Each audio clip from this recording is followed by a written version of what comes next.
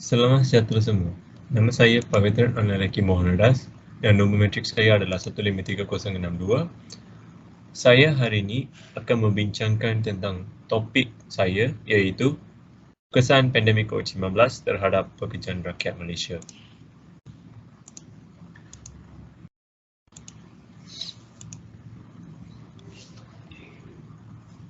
Kesan terhadap pekerjaan rakyat Malaysia berlaku melalui aspek-aspek tersebut, iaitu taraf pekerjaan dan industri yang rakyat terlibat. Penularan COVID-19 dan arahan PKP yang dilakukan bagi membendung penyebaran virus ini turut memberi kesan yang cukup besar kepada pekerjaan mujtama' Malaysia. Dari sudut taraf pekerjaan, kesan yang dihadapi oleh rakyat boleh dikatakan berbeza mengikut taraf pekerjaan rakyat, sama ada bekerja sendiri, majikan, pekerja government link companies, pekerja swasta, pekerja syarikat multinasional, MNC. Walau bagaimanapun, golongan yang paling terkesan dengan penularan virus ini adalah mereka yang bekerja sendiri. Berlandaskan survei khas kesan COVID-19 kepada ekonomi dan individu dalam pusingan satu yang telah dilaksanakan oleh Jabatan Perangkaan Malaysia DOSM 2020B secara atas talian bagi tempoh 23 sehingga 31 Mac 2020, 46.6% daripada 168,182 responden yang bekerja sendiri kehilangan pekerjaan, manakala 23.8% bagi yang bertaraf majikan dan selebihnya hanya 1.8 sahaja.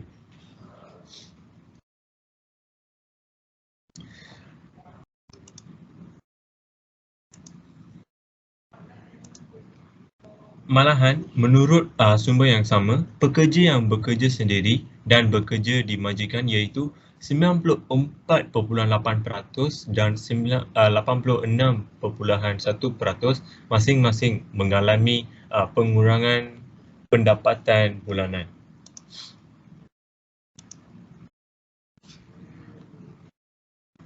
Mengapakah pekerja yang bekerja sendiri melaporkan mengalami pengurangan pendapatan bulanan? Isu ini terjadi berikutan permintaan dan jualan berkurang serta perniagaan atau premis yang terpaksa ditutup bagi mengikut arahan PKP.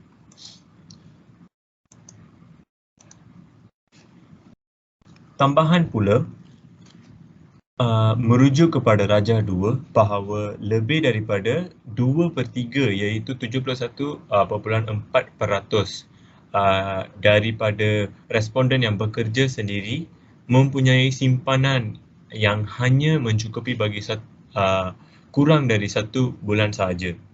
Hal ini membuatkan mereka lebih beban untuk menangani sebarang krisis apabila tempoh PKP terpaksa dilanjutkan berbanding golongan yang mempunyai simpanan yang lebih banyak.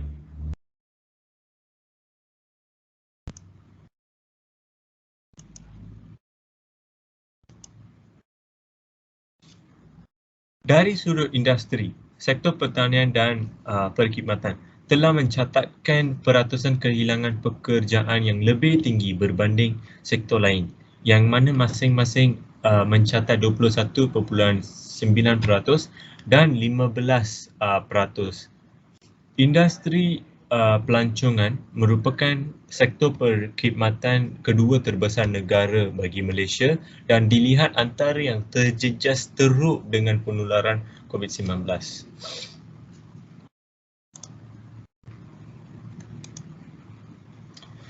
Menurut Timbalan Dekan Pengajian Siswaza dan Antarabangsa, Fakulti Ekonomi dan Pengurusan Universiti Putra Malaysia, Profesor Madhiah Dr. Yohanis Abdul Aziz menyatakan bahawa apabila industri pelancongan yang terdiri daripada pelbagai sektor, antaranya sektor pengangkutan, sektor perhotelan, sektor agensi pelancongan, restoran, termasuk pusat perniagaan terjejas, hal tersebut akan memberi kesan yang sangat besar dalam seluruh ekosistem perniagaan atau sektor tersebut.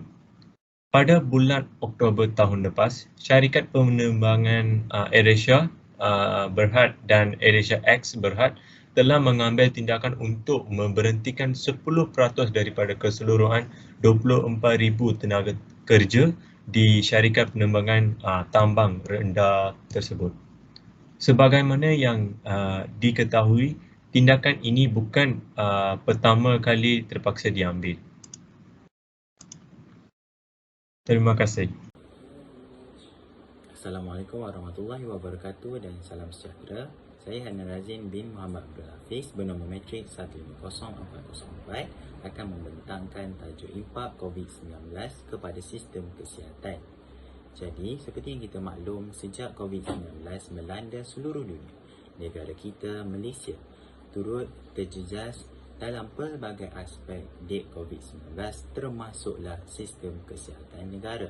Sistem kesihatan negara kita turut terjejas dan hal ini dapat dibuktikan dengan terdapat banyak kekurangan dan masalah yang wujud sehingga mampu melumpuhkan sistem kesihatan negara seandainya semua hospital dan klinik yang beroperasi mencapai kapasiti maksimum.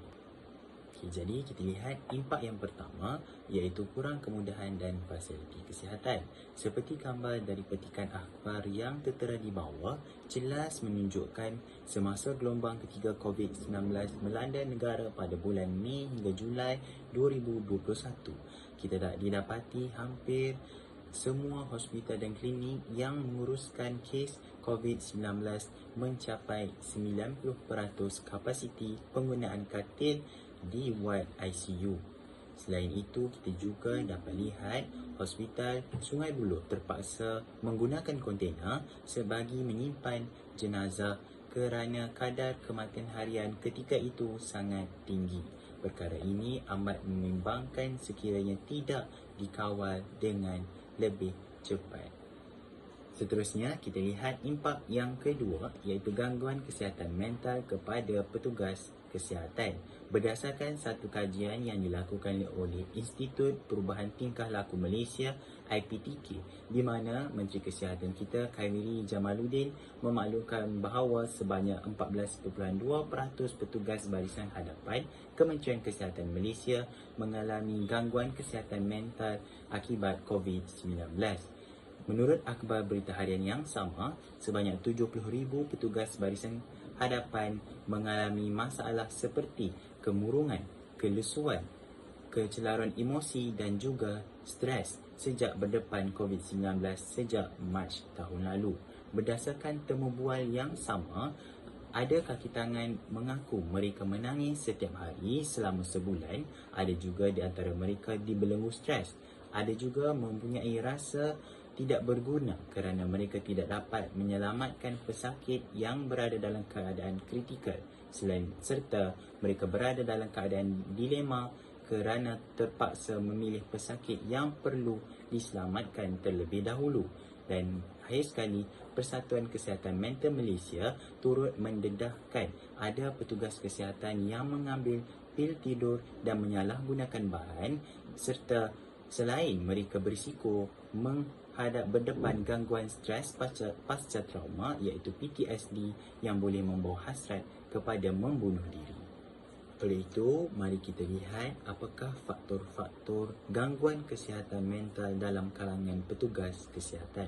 Yang pertama, iaitu kebimbangan tentang risiko mendapat jangkitan COVID-19 memandangkan mereka sering terdedah kepada pesakit yang disahkan positif.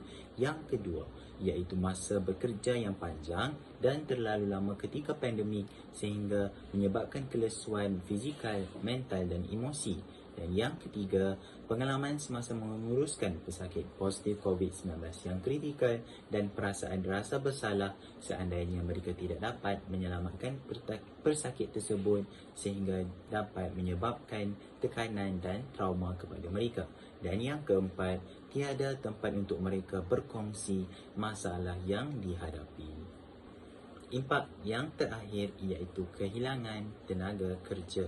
Berdasarkan data pada tahun ini dianggarkan seramai 23,000 orang pegawai perubatan yang berstatus kontrak sedang berkhidmat di hospital-hospital awam seluruh negara.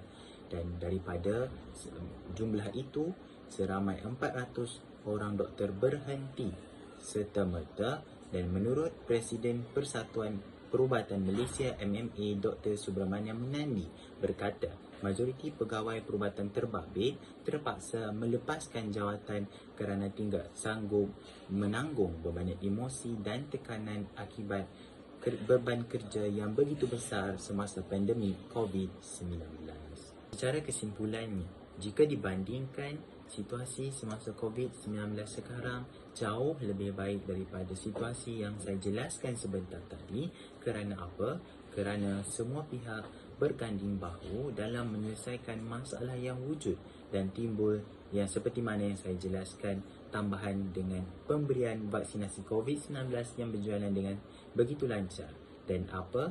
Kita dapat lihat dengan jelas hasilnya seperti penggunaan katil di wad ICU berkurang sebanyak 70% dan kes harian COVID kita berkurang daripada puluhan dan berbelas ribu kepada 4 hingga 5,000 pada bulan ini. Dan itu adalah rujukan yang saya guna semasa mencari info mengenai pembentangan. Dan sekian, terima kasih. Assalamualaikum warahmatullahi wabarakatuh. Salam sejahtera. Nama saya Arnold Anak Perempuan Caran dari Kumpulan 8 dan hari ini saya akan membentangkan tajuk saya iaitu perkembangan vaksin COVID-19 di Malaysia. Sebelum saya memulakan pembentangan saya pada hari ini, izinkan saya untuk menerangkan sedikit mengenai apakah itu vaksin COVID-19. Vaksin COVID-19 merangsang sistem imun supaya jika kita terdedah kepada coronavirus SARS-CoV-2, tubuh badan boleh bertindak balas terhadap jangkitan COVID-19.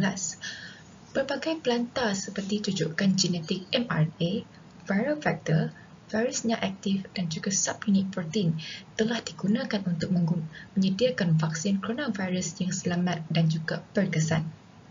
Pada Februari 2021, vaksin kumpulan pertama iaitu Pfizer-BioNTech telah tiba di Malaysia.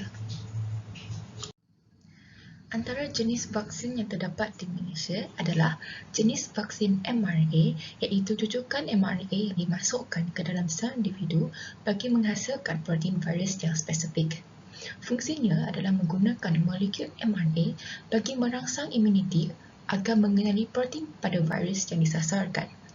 Kelebihannya adalah mudah dan cepat dihasilkan, tiada komponen hidup iaitu ia dihasilkan secara sintetik dan ini mencetuskan tidak balas adaptif immunity. Antara cabarannya adalah sesetengah vaksin mRNA memerlukan keadaan penyimpanan yang sejuk lampau dan ini merupakan pertama kali digunakan sebagai vaksin dalam sejarah perubatan manusia. Antara calon vaksin bagi jenis vaksin mRNA adalah Moderna dan Pfizer ataupun BioNTech. Jenis vaksin yang kedua adalah jenis vaksin vektor virus. Ia mengandungi virus yang telah diubah suai atau kita panggil vektor untuk menyampaikan kod genetik antigen. Ia menghasilkan protein sasaran oleh sel manusia. Fungsinya menggunakan virus pembawa vektor yang tidak berbahaya bagi menyampaikan bahan genetik virus sasaran supaya merangsangkan tindak balas imun manusia. Kelebihannya adalah ia mempunyai teknologi yang terbukti dan mencetuskan tindak balas adaptif immunity yang lebih berkesan. Manakala cabarannya pula, ia mempunyai proses yang kompleks dan ini penting untuk memastikan vektor virus yang digunakan adalah selamat. Antara contoh penyakit yang menggunakan vaksin jenis ini adalah Ebola, vaksin haiwan ternakan.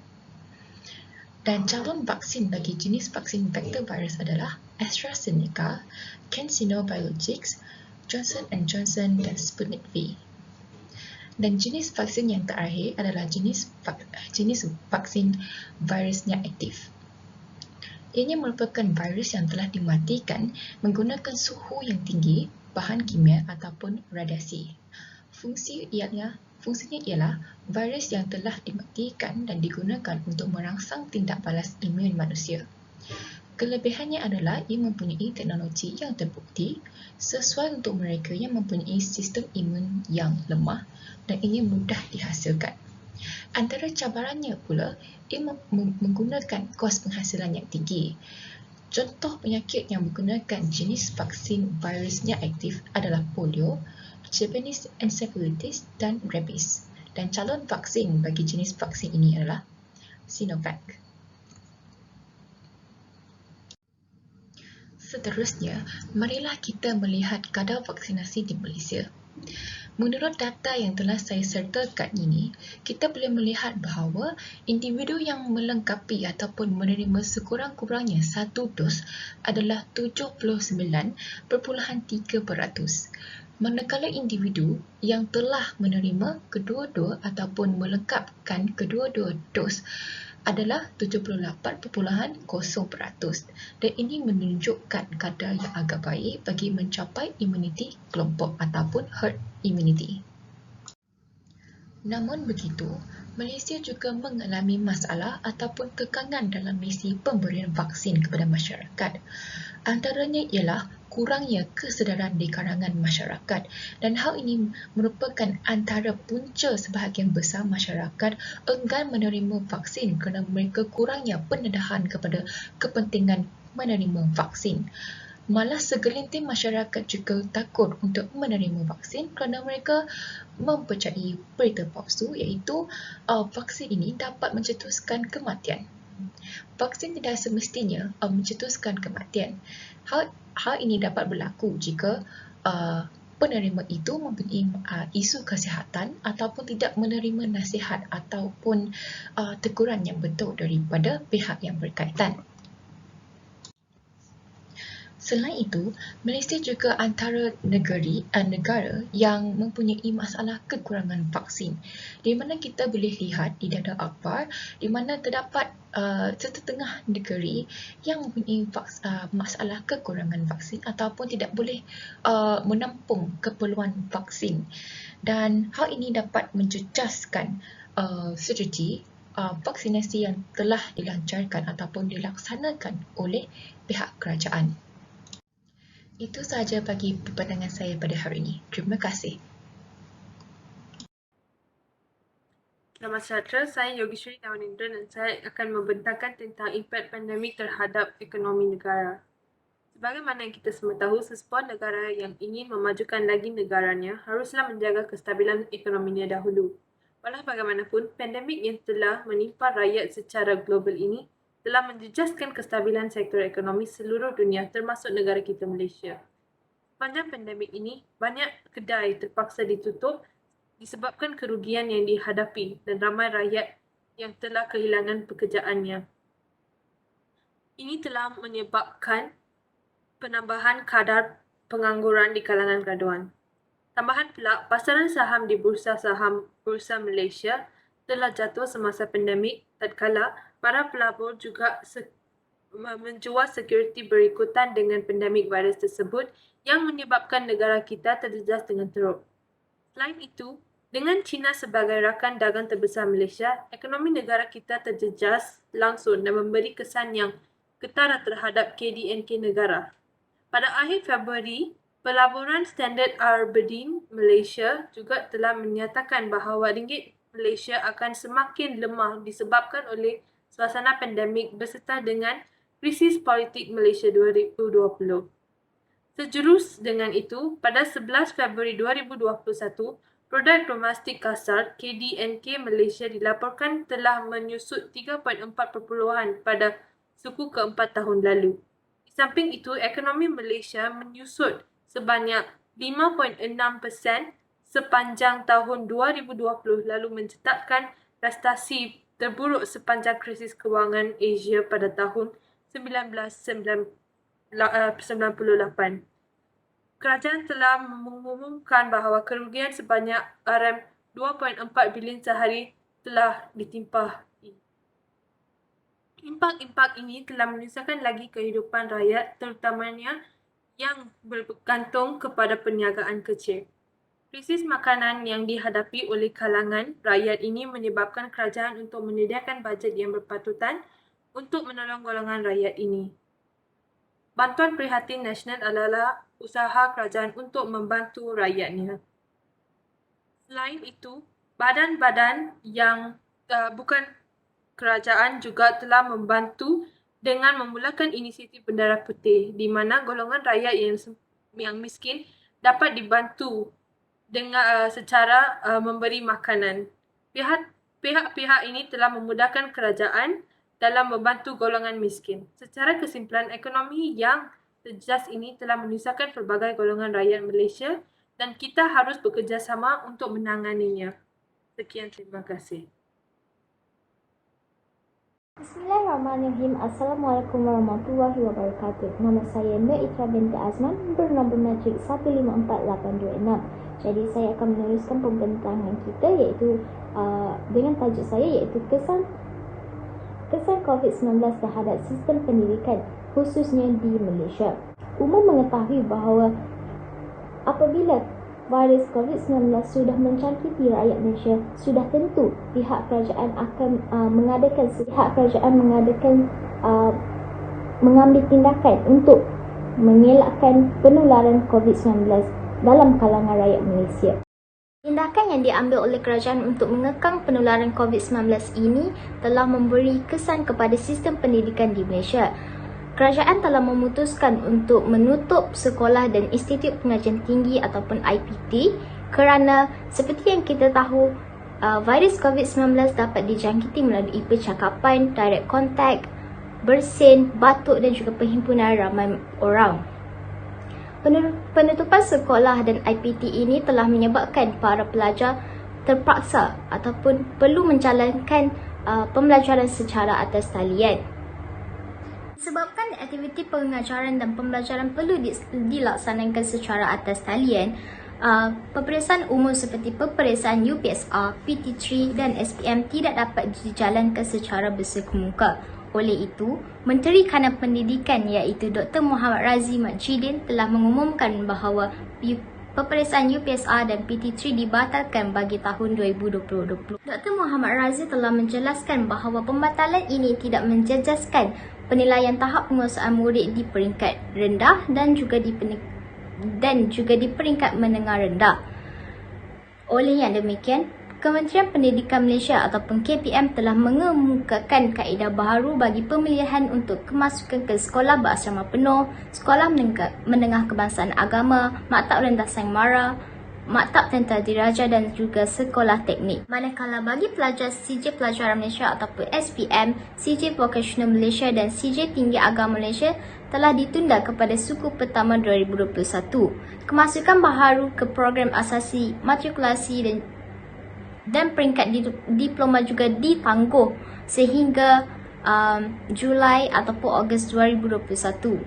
Penundaan peperiksaan dan juga pelaksanaan aktiviti pembelajaran atas talian ini memberi impak positif dan juga impak negatifnya yang tersendiri. Impak positifnya ialah yang pertama, ia dapat meningkatkan kemahiran pelajar dalam penggunaan platform elektronik pada masa hadapan. Seperti mana yang kita ketahui bahawa platform yang digunakan pada PDP secara face-to-face adalah menggunakan blackboard, LCD, isi kandungan pembelajaran dan sebagainya. Hampir ke semua pelajar sudah tahu dan mahir akan kaedah ini kerana sudah terbiasa daripada sekolah rendah lagi. Oleh itu, apabila sesi pengajaran dan pembelajaran diubah kepada full online, maka pelbagai platform lain digunakan oleh pihak institusi pendidikan sekolah rendah, menengah dan universiti. Di antara platform tersebut ialah Google Classroom, Google Meet, Webex, Telegram dan lain-lain lagi. Hal ini dapat menimbulkan kemahiran pelajar dalam menggunakan pelbagai platform atau aplikasi yang ditetapkan oleh institusi pendidikan tersebut. Perkara ini secara tidak langsung dapat memberi kelebihan kepada pelajar dalam proses mencari kerja dan kejayaan di masa yang akan datang.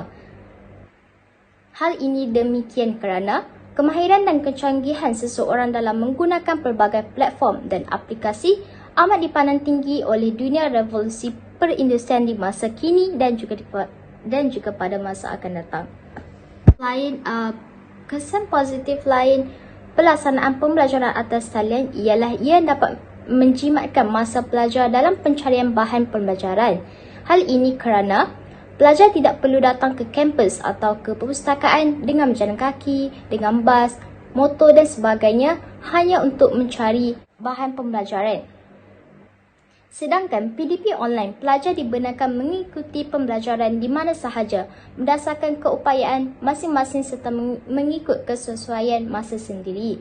Artinya, pelajar dapat belajar secara fleksibel.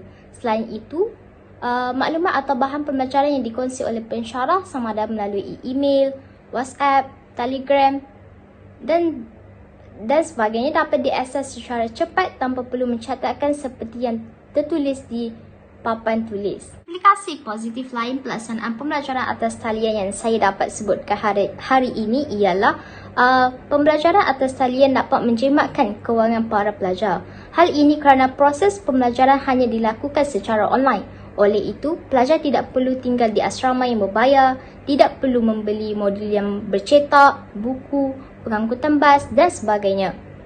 Bagaimanapun, jika terdapat impak positif, sudah tentu akan ada impak negatifnya, iaitu yang pertama, pelaksanaan pembelajaran atas talian ini akan menimbulkan rasa bosan dan hilang fokus terhadap pelajaran. Hal ini kerana pelajar kurang berinteraksi dua hala dengan guru dan pensyarah secara langsung.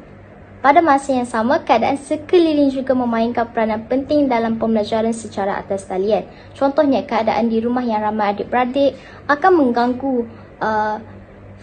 mengganggu fokus pelajar di dalam kelas. Impak negatif yang lain ialah ia akan menghadkan komunikasi antara sesama pelajar dan antara pelajar dengan pensyarah. Hal ini kerana terbatasnya ruang interaksi secara langsung antara staf pengajar iaitu pensyarah atau guru dan pelajar. Begitu juga komunikasi sesama pelajar. Akhirnya, kesempatan pelajar akan berkurang untuk menanyakan beberapa permasalahan yang mereka tidak ketahui sehingga ilmu pengetahuan itu tidak dapat diserap oleh pelajar secara optimum dan berkesan. Kesukaran berinteraksi secara langsung semasa online ini menyebabkan ketidakeratan hubungan komunikasi antara pensyarah dan juga pelajar. Ketidakeratan antara pelajar dan juga pensyarah ini akan menyebabkan pelajar berasa malu untuk bertanya atau berpendapat terhadap permasalahan yang dihadapi. Dengan ini, proses PDP tidak sepenuhnya dapat disampaikan kepada pelajar dan pelajar pula tidak dapat menerima apa yang sepatutnya mereka cari. Akhirnya timbul kesalahfahaman antara staf pengajar dan juga pelajar, terutama berkaitan dengan permakahan tugasan kerana tidak dapat dilengkapi dengan sempurna. Kesan negatif lain pelaksanaan pembelajaran atas talian ialah masalah teknikal yang dihadapi oleh pelajar. Seperti yang kita tahu, tidak semua pelajar mempunyai akses kepada internet. Oleh itu, sesetengah pelajar akan ketinggalan dalam pembelajaran kerana tidak dapat menghadiri kelas secara atas talian. Disebabkan kekangan yang dihadapi oleh pelajar ini, pihak kerajaan telah memutuskan untuk membantu pelajar yang mempunyai masalah ketika belajar secara atas talian. Langkah-langkah yang diambil oleh kerajaan untuk menangani isu ini ialah pihak kerajaan telah memutuskan untuk memberi laptop dan tablet kepada pelajar yang memerlukan. Penyerahan laptop dan tablet kepada pelajar ini telah sedikit sebanyak meringankan beban pelajar dan juga bebanan ibu bapa pelajar untuk memberi laptop atau tablet bagi memastikan anak mereka dapat menjalani pembelajaran secara atas talian. Selain itu, pihak kerajaan juga membantu dari segi kewangan, iaitu pihak kerajaan telah memberi bantuan one-off RM200 kepada pelajar pengajian tinggi. Selain daripada itu, pihak kerajaan juga telah memperuntukkan beberapa juta bagi menyalurkan makanan dan minuman kepada pelajar yang terperangkap di kampus semasa tempoh PKP. Selain itu, pihak kerajaan juga memperuntukkan sebanyak 17.4 juta bagi menghantar pulang pelajar yang tersangkut di kampus disebabkan PKP. Akhir sekali, pihak kerajaan telah memberi pengurangan sebanyak 20% bagi yuran kolej kepada pelajar.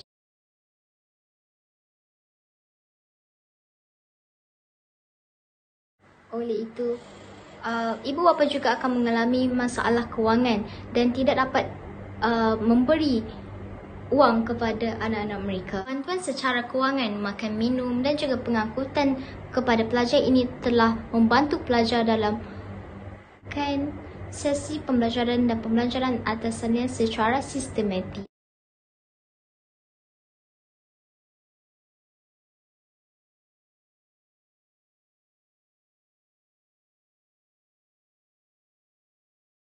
Seperti yang kita tahu, apabila kerajaan telah memutuskan untuk mengadakan PKP, ibu bapa tidak dapat pergi, ibu bapa tidak dapat bekerja.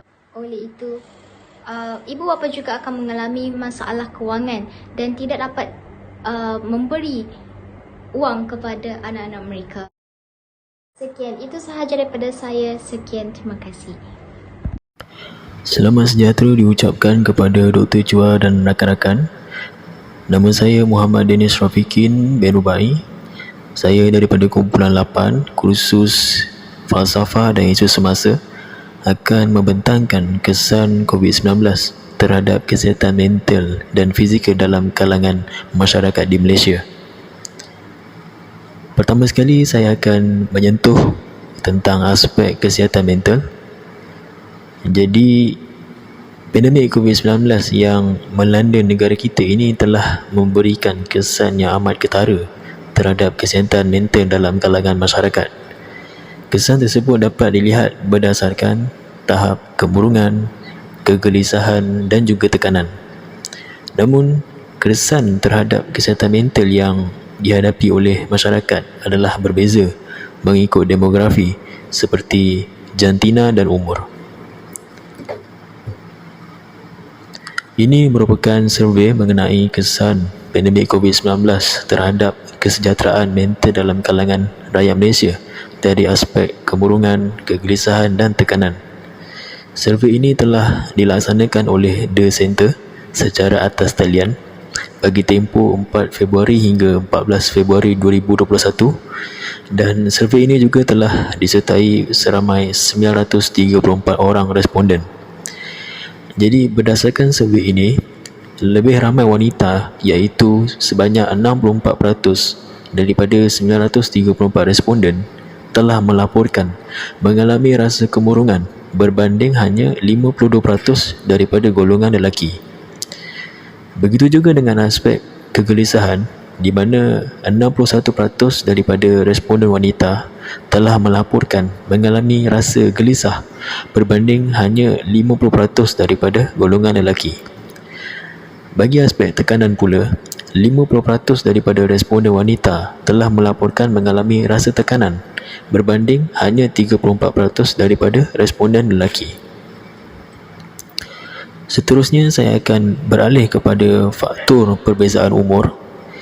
Jadi, berdasarkan survei yang sama yang telah dilaksanakan oleh The Centre, didapati golongan yang lebih muda melaporkan tahap emosi negatif yang lebih tinggi berbanding dengan golongan yang lebih berumur. Seperti mana yang dapat dilihat dalam Rajah 2, suatu jumlah yang amat tinggi iaitu 70 hingga 72% daripada responden di bawah umur 35 tahun telah melaporkan rasa kemurungan berbanding hanya 28 hingga 49% bagi mereka yang berumur lebih daripada 35 tahun. Rajah 3 pula menunjukkan tahap perbezaan yang serupa bagi aspek kegelisahan, di mana 66% hingga 70% daripada responden yang berumur di bawah 35 tahun telah melaporkan rasa gelisah, berbanding hanya 34 hingga 48% bagi mereka yang lebih berumur.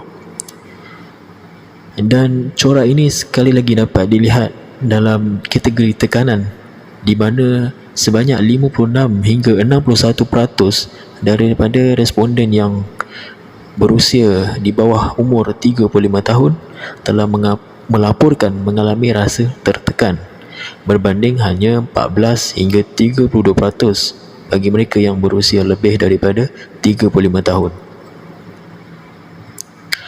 Seterusnya saya akan menyentuh tentang aspek kesihatan fizikal.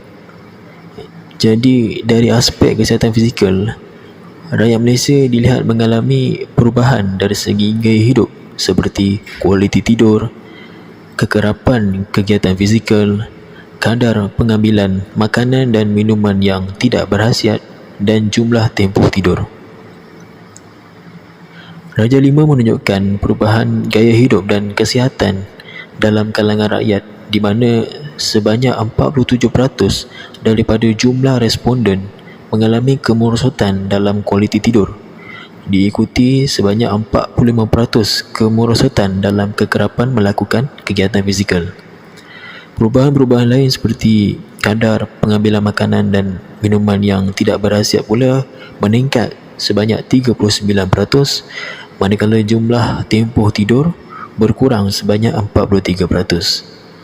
Jadi itu sahaja pembentangan saya mengenai impak pandemik COVID-19 terhadap kesihatan mental dan fizikal dalam kalangan masyarakat di Malaysia, dan saya akan serahkan kepada pembentang yang seterusnya. Sekian, terima kasih.